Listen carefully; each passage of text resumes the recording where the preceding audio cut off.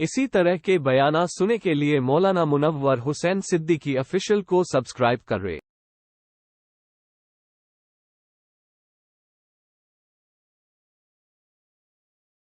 السلام علیکم ورحمۃ اللہ وبرکاتہ۔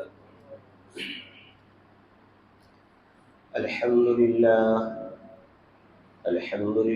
نحمده ونستعینه ونستغفره ونؤمن به ونتوکل علیہ ونعوذ باللہ من شرور انفسنا ومن سیئات اعمالنا، من يهده الله فلا مضل له ومن يضلله فلا هادي له،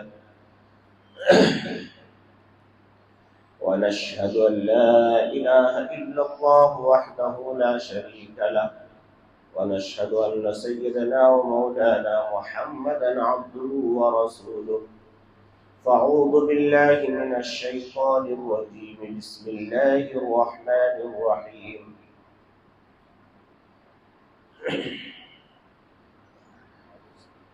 ألم نشرح لك صدرك ووضعنا عنك وزرك الذي أنقض ظهرك ورفعنا لك ذكرك، وقال النبي صلى الله تعالى عليه وسلم: من زار قبري زار في حياتي، وقال النبي صلى الله تعالى عليه وسلم: والمدينة خير لهم لو كانوا يعلمون، أو كما قال عليه الصلاة والتسليم۔ صدق الله العظيم وصدق رسوله النبي الكريم، نحن على ذلك من الشاهدين والشاكرين والحمد لله رب العالمين۔ ایک بات درود پاک پڑھیں۔ اللهم صل على سيدنا وشفيعنا ونبينا ومولانا محمد وبارك وسلم۔ الہی دکھا دے مدینہ وہ کیسی بستی ہے، الہی دکھا دے مدینہ وہ کیسی بستی ہے، جہاں پر تیری رحمت دن رات برستی ہے، جہاں پر تیری رحمت دن رات برستی ہے۔ سامعین محترم، عزیزان گرامی، اور اس خوبصورت مسجد میں جمع ہونے والے تمام خوبصورت نورانی و عرفانی مسلمان بھائیوں اور دوستوں اور بزرگوں اور ساتھیوں، ہم لوگ کئی جمعے سے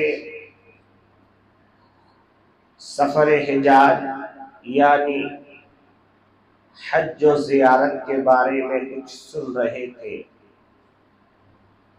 یہ کیسے ممکن ہو سکتا ہے کہ ذکر حج کا ہو اور حج والے کا نہ ہو؟ اس لیے کہ اللہ تبارک و تعالی نے یہ سارے کارخانہ نظام کو چلایا اپنے حبیب صلی اللہ تعالی علیہ وسلم کی بعثت اور ان کو دنیا میں آنے کی وجہ سے۔ اس لیے میں نے مناسب سمجھا کہ آج مدینے کی اور مدینے والے کی بات ہونی چاہیے، اس لیے کہ اگر مدینے والی کی بات نہیں ہے تو پھر ہماری عبادت نامکمل ہے۔ آپ نماز پڑھتے ہیں مگر نماز وہی قبول ہوگی جو مدینے والے صلی اللہ تعالی علیہ وسلم کی سنت کے مطابق نماز ہو۔ اگر میرے آقا نے فرمایا کہ بیٹھ کر تشہد پڑھنا ہے، بیٹھ کر درود پاک پڑھنا ہے، بیٹھ کر دعائے معصورہ پڑھنی ہے، تو یقیناً ہمیں بیٹھ کر پڑھنے سے ہی نماز مقبول ہوگی۔ اگر کوئی مثال کہے کہ نہیں میں تو ادب کا تقاضا ہے اس لیے تشہد بھی کھڑا ہو کے پڑھوں گا، درود بھی کھڑا ہو کر کے صلاۃ و سلام بھی پڑھوں گا، تو یقین جانیے کہ اس کی نماز اس کے منہ پہ مار دی جائے گی، اس لیے کہ وہ نبی کے طریقے سے ہٹا ہوا۔ میرے آقا صلی اللہ تعالی علیہ وسلم نے فرمایا کہ جو بندہ حج کے ارادے سے مکۃ المکرمہ آئے تو پھر اسے چاہیے کہ میرے مسجد میں آ کے بھی نماز پڑھے۔ مسئلہ یہ ہے کہ کسی قبر کے لیے سفر کرنا جائز نہیں، تو حجاج کرام مکۃ المکرمہ جاتے ہیں، وہاں سے پھر مسجد نبوی کے ارادے سے مسجد نبوی جاتے ہیں، اور میرے آقا صلی اللہ علیہ وسلم نے فرمایا، کیا فرمایا؟ من زار قبری، کہ جس نے میری قبر کی زیارت کی، زارا فی حیاتی، وہ ایسا ہے کہ جیسا کہ وہ اس نے میری حیات میں میری زیارت کی، مجھے اپنی زندگی میں اس نے دیکھا۔ تو میرے عزیز دوستوں اور بزرگوں، مدینے میں کوئی عمل تو ایسا نہیں ہے کہ جہاں پر جا کے آپ کے اوپر الگ سے کوئی فرض ہو۔ جیسا کہ آپ مکہ جاتے ہیں تو یہاں پر حج کرنے کے لیے کبھی آپ کو وقوف عرفہ فرض ہے ہوتا ہے، تو کبھی پر مزدلفہ میں جا کے کھلے آسمان کے نیچے، چاہے وہ کتنا بڑا عرب پتی ہو، بادشاہوں کا بادشاہ ہو، پتہ چلا کہ نیچے پتھریلی زمین ہے، ایک خاصر ہے یا ایک کوئی چادر ہے، اور دو کفن کے ٹکڑوں میں لپٹا ہوا پڑا ہوا۔ یہ ہے اسلام کی وہ حقانیت کہ آج دنیا کا امیر و غریب، کالا و گورا، ایران کا ہو یا توران کا، دنیا کے کسی کونے کا ہو، مزدلفہ کی رات ایسا لگتا ہے جیسا حشر کے میدان میں جس طریقے سے انسان جمع ہوگا، ایسے سب کے سب جمع ہوتا ہے۔ نہ امیر کے فرق ہے، نہ غریب کا فرق ہے، نہ کالے کا فرق ہے، نہ گورے کا فرق ہے، نہ عربی کا ہے، نہ عجمی کا ہے۔ کوئی یہ نہیں کہہ سکتا کہ میں سعودیہ کا ہوں، میں عرب کا ہوں، میں بحرین کا ہوں تو میرا یہ علاقہ نہیں۔ جس کو جہاں جگہ مل جائے اپنی حاصل پھیلائی، اپنی چادر پھیلائی اور لیٹ گئے، کیونکہ دن بھر تھکا ہارا تھا۔ پھر وہاں سے چلتا ہے تو مینا آتا ہے، یہاں پر کوئی پروٹوکول نہیں، یہاں پر کوئی یہ نہیں۔ تو میرے ساتھیوں، مدینہ طیبہ ایک ایسی جگہ ہے، یہاں پر کوئی چیز فرض نہیں ہے، بس جو پہلے سے فرض ہے، نمازیں فرض ہے، وہ ساری چیزیں یہاں پہ کرنی ہے، مگر یہاں پر ایک سب سے اہم چیز ہے، محبت رسول میں ڈوب کر کے انسان جتنا نبی سے قریب ہوگا اتنا وہ اللہ سے قریب ہو جائے گا۔ محبت کا تقاضا ہونی چاہیے۔ حضرت مولانا قاسم نانوتوی رحمت اللہ علیہ کے بارے میں آتا ہے کہ جب آپ جاتے تھے تو مدینے سے 7 میل پہلے ہی اپنے چپل اتار دیتے، ننگے پاؤں چلتے تھے۔ لوگوں نے پوچھا، حضرت آج کل کی طرح وہاں کا روڈ تو تھا نہیں، پتھریلی زمین، نوکیلے پتھر، کہیں پتھر چوبتا، کہیں خون نکلتا۔ مریدوں نے کہا کہ حضرت آپ ایسا کیوں کرتے ہیں؟ کہا کہ مجھے حیا آتی ہے کہ کہیں ایسا نہ ہو کہ میرے آقا صلی اللہ علیہ وسلم اس راستے سے گزرے ہو اور قاسم کا گستاخ چپل اس جگہ پہ پڑ جائے۔ فرمایا کہ آپ جب تک مدینہ رہتے تھے تو جس راستے سے گزرتے دیوار سے لگ کر کے گزرتے تھے، بیچ سڑک سے نہیں گزرتے۔ مریدوں نے پوچھا، حضرت ایسا کیوں کرتے ہیں؟ کہا کہ مجھے ڈر لگتا ہے کہ میرے آقا صلی اللہ علیہ وسلم جس راستے سے گزرے ہو اور وہاں پر میرا پاؤں پڑ جائے، اس لیے میں بالکل دیوار سے لگ کے چلتا ہوں کہ یقیناً میرے آقا صلی اللہ علیہ وسلم دیوار کے ساتھ تو نہیں چلے ہوں گے، اسی لیے میں بچتا ہوں۔ میرے ساتھیوں، جب آپ مدینہ جائیں یا آپ کے دوست احباب جائیں، ان کو ایک سبق پڑھا کے دے دیں۔ کوئی ایسا کام مدینے میں نہ کرے جس سے نبی کے شان میں گستاخی ہو۔ حضرت پیر ذوالفقار نقشبندی دامت برکاتہم العالیہ اپنی کتاب میں لکھتے ہیں، ان کے زندگی کا واقعہ، حال فی الحال کا واقعہ لکھتے ہیں کہ ایک بندہ مدینے میں آیا، آنے کے بعد اس نے کہا کہ مدینے کی دہی کھٹی ہے،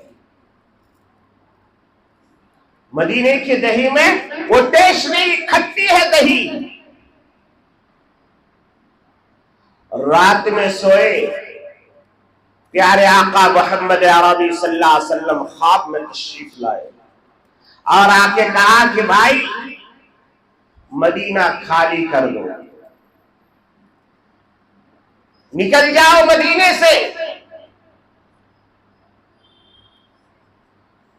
سوچا کہ شاید ایسی کچھ بات ہو۔ دوسری رات پھر یہی خواب دیکھا، تیسری رات پھر یہی خواب دیکھا، تو حضرت کے پاس گئے اور جا کے کہا کہ حضرت میں نے یہ خواب دیکھا ہے کہ ایسا ایسا ہو رہا ہے میرے ساتھ میں۔ کہا کہ تو نے مدینے کی کوئی بے عزتی کی کیا؟ کہا کہ نہیں حضرت میں نے کوئی بے عزتی نہیں کی، میں تو روزانہ سینکڑوں نہیں ہزاروں مرتبہ درود پڑھتا ہوں، مدینے میں ادب و احترام کے ساتھ رہتا ہوں، نہیں تو نے کوئی ضرور کیا ہوگا۔ پھر فرمایا کہ میں نے جب پہلے دن آیا تھا میں نے یہ کہا تھا، کہا کہ تو نے مدینے کے شان میں گستاخی کی، اب مدینے سے باہر نکل جاؤ ورنہ میرے آقا اگر ناراض ہو گئے تو تجھ سے ایمان چھن جائے گا، ایمان سے محروم ہو جائے گا تو۔ حضرت نے اپنی کتاب کے اندر لکھا ایک واقعہ، تو میرے ساتھیوں میں آپ سے عرض کرنا چاہتا ہوں، جب تک آپ مدینے میں رہیں یا آپ کے دوست احباب جو چاہ رہے ہیں مدینے میں رہیں، بھلے مدینے میں تکلیف پہنچے مگر مدینے کے شان میں کبھی گستاخی مت کیجیے گا۔ اگر مدینے والے ناراض ہو گئے تو عرش والا آٹومیٹک ناراض ہو جائے گا، اس لیے کہ اللہ نے خود فرمایا قل ان کنتم تحبون اللہ فاتبعونی یحببکم اللہ ویغفر لکم ذنوبکم، کہ اے میرے آقا محمد الرسول اللہ صلی اللہ تعالی علیہ وسلم یہ کہتے ہیں کہ ہم اللہ سے محبت کرنا چاہتے ہیں، آپ کہہ دیجئے کہ جو اللہ سے محبت کرنا چاہے وہ پہلے آپ کی اتباع کر لے، آپ سے محبت کرنے والا بن جائے، آپ کے طریقے پر زندگی گزارنے والا بن جائے، آپ کے طریقے کو اپنا لے۔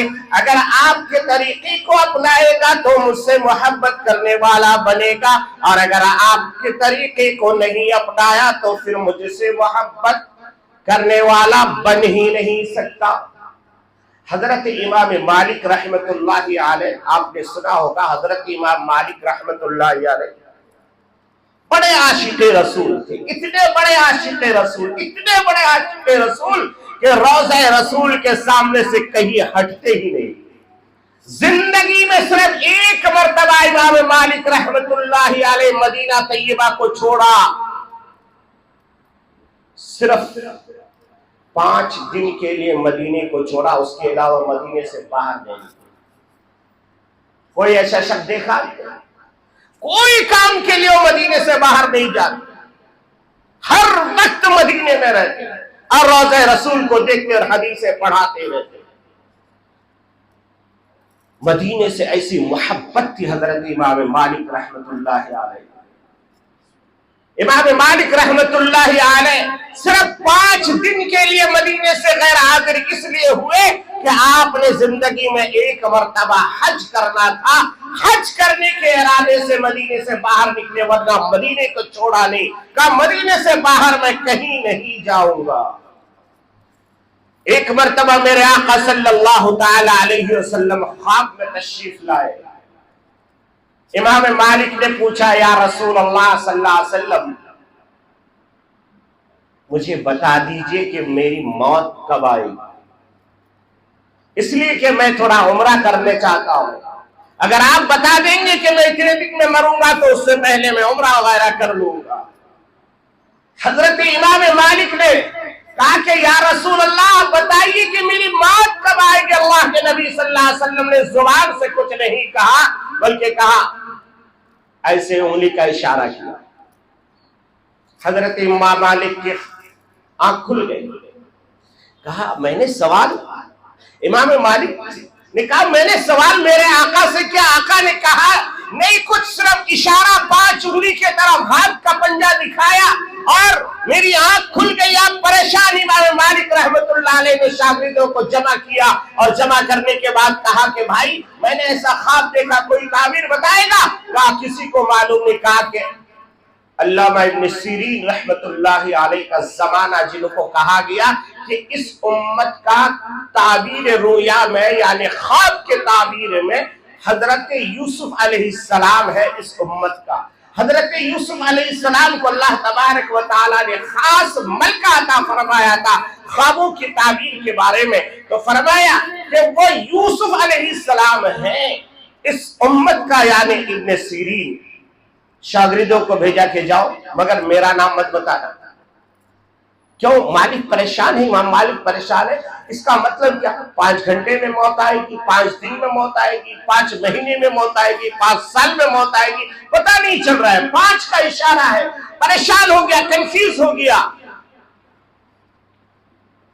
شاگرد پہنچے ابن سیرین کے پاس. ابن سیرین سے شاگرد نے کہا کہ میں نے ایک خواب دیکھا ہے، میرے آقا صلی اللہ علیہ وسلم سے میں نے یہ سوال کیا، آقا نے اشارہ کیا. تو علامہ ابن سیرین رحمت اللہ علیہ نے کہا کہ یہ خواب کس نے دیکھا ہے؟ خواب کس نے دیکھا ہے؟ پہلے خواب دیکھنے والے کا نام بتاؤ تو میں تعبیر بتاؤں گا، ورنہ نہیں.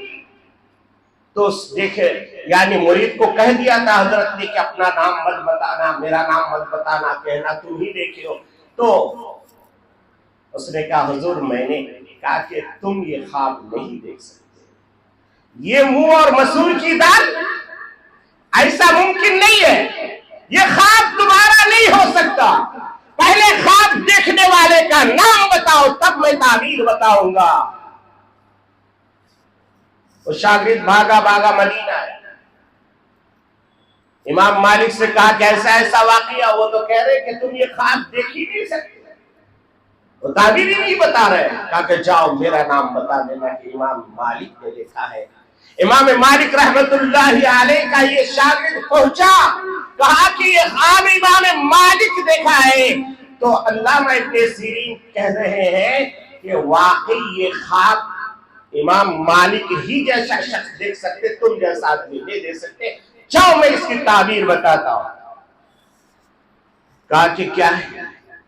تو کہا میرے آقا صلی اللہ تعالی علیہ وسلم فرماتے ہیں اور امام مالک تم جس چیز کا سوال مجھ سے کر رہے ہو کہ میری موت کب آئے گی، میں کب مروں گا، اس کے بارے میں امام مالک رحمت اللہ علیہ کو میرے آقا نے قرآن کی اس آیت کی طرف اشارہ فرمایا.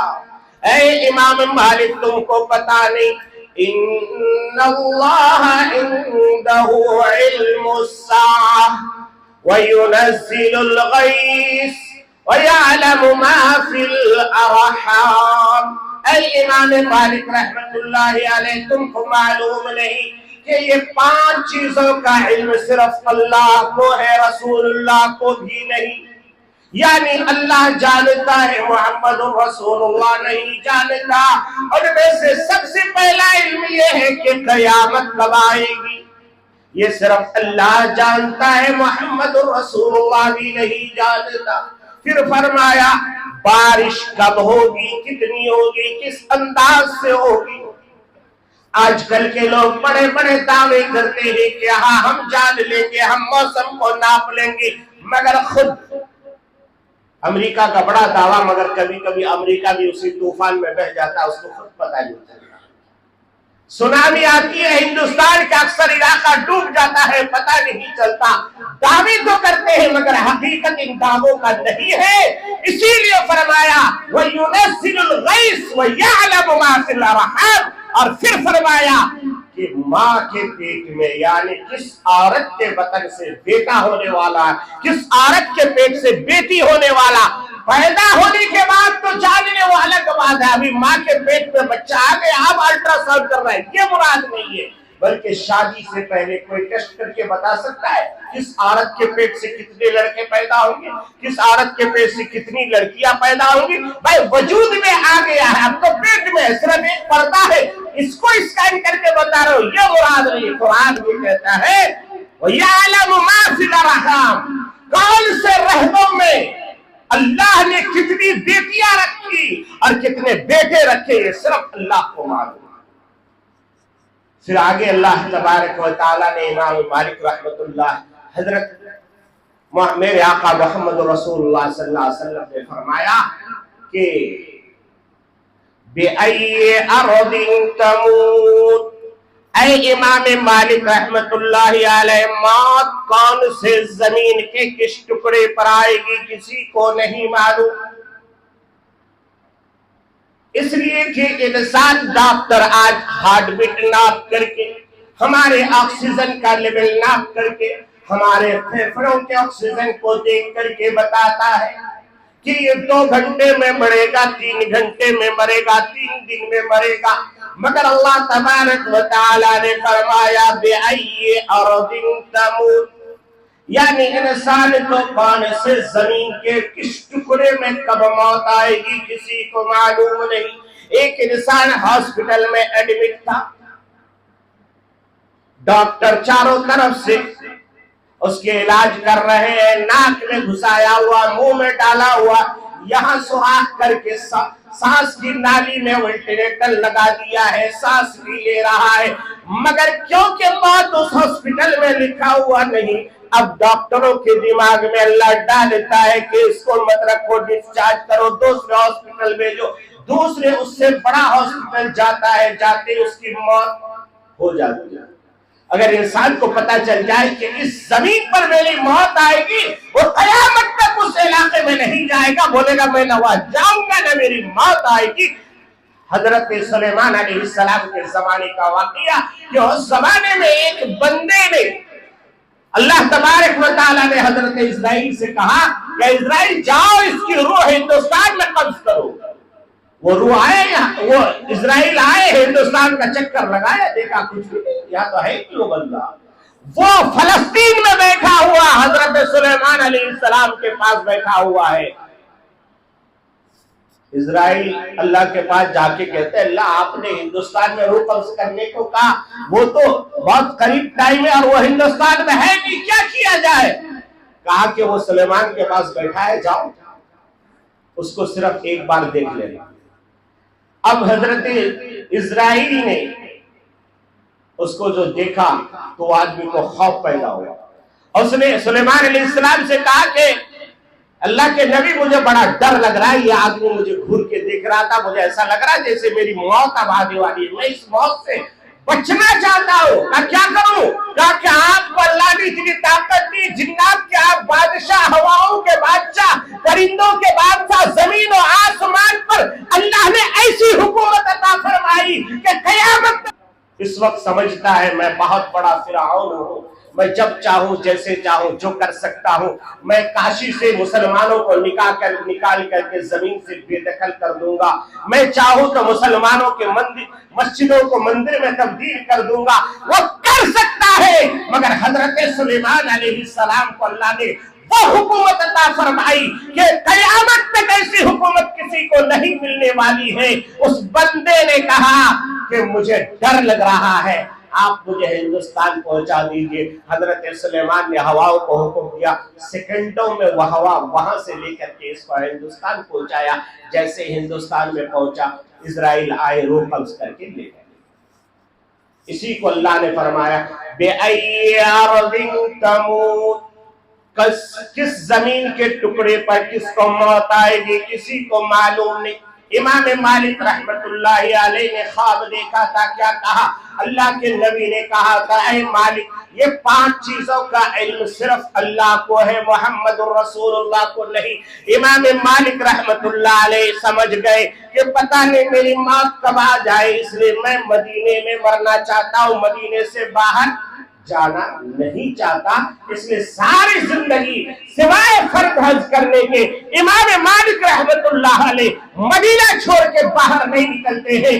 मेरे हिंदुस्तान के मुसलमान भाइयों और हज करने के जाने वाले मेरे हाजियों, मैं आपसे अर्ज करना चाहता हूँ, जितने दिन आपको मदीने में रहने का इत्तेफाक हो जाए, अल्लाह ने आपको बड़ा खुश नसीब बनाया कि रसूलुल्लाह सल्लल्लाहु अलैहि वसल्लम के शहर में आपको बुलाया। जितने दिन मौका मिले वहां के मॉल देखने के लिए मत जाइए, वहां के और दूसरी चीजों की जियारत मत कीजिए, बल्कि सिर्फ और सिर्फ मस्जिद नबवी को ओढ़ना और बिछौना बना लीजिए। सुबह से शाम तक, शाम से सुबह तक, जब तक आपसे हो सके वही रहिए, कुरान की तिलावत कीजिए, रोज़े रसूल को देखते रहिए। अगर नींद आ जाए, सर झुका करके बैठे बैठे सोचते रहिए, मेरे आका सल्लल्लाहु अलैहि वसल्लम हो सकता है कि आपके ख्वाब में तशरीफ लाए और आप नबी को उस रोज़े रसूल में सोते हुए अपने गुनहगार आंखों से देख ले। इससे बड़ी आप कोई सआदत नहीं होगी मेरे यारों। वहां जाने के बाद आप ये बाजार जाए, वो बाजार जाए, यहाँ घूमने जाए और नमाजों को आप छोड़ दें, ये बेकार की बात है। घूमने के लिए तो आपका शहर बेंगलोर बहुत अच्छा है, इससे उम्दा और शहर कहाँ है? बेशुमार यहाँ पर जगहें हैं। वहां तो सिर्फ रसूलुल्लाह सल्लल्लाहु अलैहि वसल्लम के रोज़े रसूल देखने की जगह है। और एक मजे की बात बता दो, इंसान हमेशा नई चीजों की तलाश में रहता है। आप भी देखते हैं, कोई चीज एक बार देखे, 2 बार देखे, 3 बार देखे, चौथी बार देखने का मन नहीं करता, दिल नहीं चाहता। आप चाहते नहीं यार वो तो देख लिया था, अभी ऊटी, अरे 3 बार जा चुका और क्या लगे, चलो ऊटी खत्म करो, अब कहाँ जाना, दूसरी जगह, दूसरी से तीसरी। मगर कसम खा के ये कह सकता हूँ, मुसलमान हर साल जाता है, मक्के को देखता है, मदीने को देखता है, कभी उसकी ख्वाहिश नहीं भरती, कभी दिल में ये नहीं आता कि मैं रसूलुल्लाह सल्लल्लाहु अलैहि वसल्लम के जो है रोज़े को तो 10 बार देख चुका और क्या देखूंगा, नहीं, बल्कि 10 बार देख लिया तो 11वां बार देखना चाहता है, 11 बार देख लिया तो 12 बार देखना चाहता है, तमन्ना यही करता है। और क्यों न करे, मेरे आका सल्लल्लाहु अलैहि वसल्लम ने फरमाया कि वल मदीनतु खैरुल लहुम, अल्लाह तबारक व तआला ने मदीने के अंदर भलाइयों को छुपा दिया है, भलाइयों को डाल दिया है। और फिर कुरान कहता है वहाज़ल बलदिल अमीन, अल्लाह तबारक व तआला ने मक्का और मदीने की तारीफ फरमाई, का वहाज़ल बलदिल अमीन, ये वो शहर है, अमानतदारों का शहर। मेरे आका सल्लल्लाहु अलैहि वसल्लम के रोज़े रसूल के बारे में उलमाए किराम फरमाते हैं कि मेरे आका जिस जगह पर सोए हुए हैं, उस जगह की मिट्टी जो मेरे आका के जिस्म पे लगी हुई है, वो अर्श कुर्सी से भी अफजल है, अर्श कुर्सी से भी अफजल है। हजरत सकरान रदियल्लाहु ताला अन्हु एक सहाबी है। मेरे आका सल्लल्लाहु अलैहि वसल्लम का जब इंतकाल हुआ, मेरे आका की कब्र बगली बनाई गई, यानी कब्र बनाने के बाद ऐसे ईंट जोड़ करके उसको बंद किया गया। तो हजरत सकरान रदियल्लाहु ताला अन्हु एक सहाबी रसूल है, वो कहते हैं कि जब ईंट जोड़ी जाने लगी, मैं हजरत सिद्दीक़ अकबर के पास गया और जाके कहने लगा, ऐ अमीरुल मोमिनीन, आप मुझे इजाजत दीजिए, ये आखिरी ईंटें मैं अपने हाथों से लगाना चाहता हूँ, मेरी दिल की तमन्ना है। हजरत सकरान ने जब कहा तो हजरत सैयदना अबू बकर ने कहा जाओ लगा दो। हजरत सकरान ईंटें लगाते लगाते लगाते अपने अंगूठी को निकाल करके उस कब्र के अंदर डाल देते हैं और ईंटें बराबर कर देते हैं। बराबर करने के बाद बाहर आ जाते हैं। आने के बाद हजरत सकरान हजरत सैयदना अबू बकर सिद्दीक से कहते हैं, ऐ अमीरुल मोमिनीन, जब मैं ईंटें लगा रहा था तो मेरे हाथ की अंगूठी कब्र के अंदर गिर गई है। खुदा न खास्ता अगर अंगूठी मेरे आका को तकलीफ पहुंचाने लगी तो मैं गुनहगार हो जाऊंगा। आप अगर इजाजत दे, मैं 2-4 ईंटें हटा करके उस अंगूठी को निकालना चाहता हूँ। आप अगर इजाजत दे, अभी अभी मैंने कब्र की ईंटों को बराबर किया है। हजरत सैयदना अबू बकर सिद्दीक कहते हैं, जाओ कर लो। हजरत सकरान नबी अल्लाह ताला अन्हु वो ईंटों को हटाते हैं। असल में क्या था, वो अंगूठी का बहाना है। असल रोज़े रसूल में जाकर के मेरे आका सल्लल्लाहु अलैहि वसल्लम के चेहरे को चूमने का बहाना है।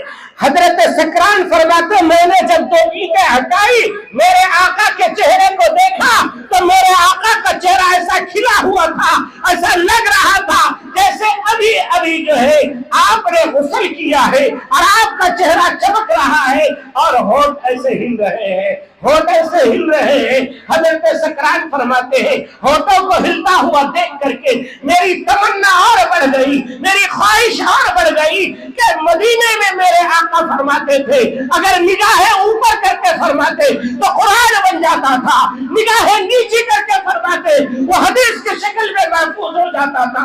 अगर उंगली का इशारा चांद की तरफ करते, चांद कट के 2 टुकड़ा होता था।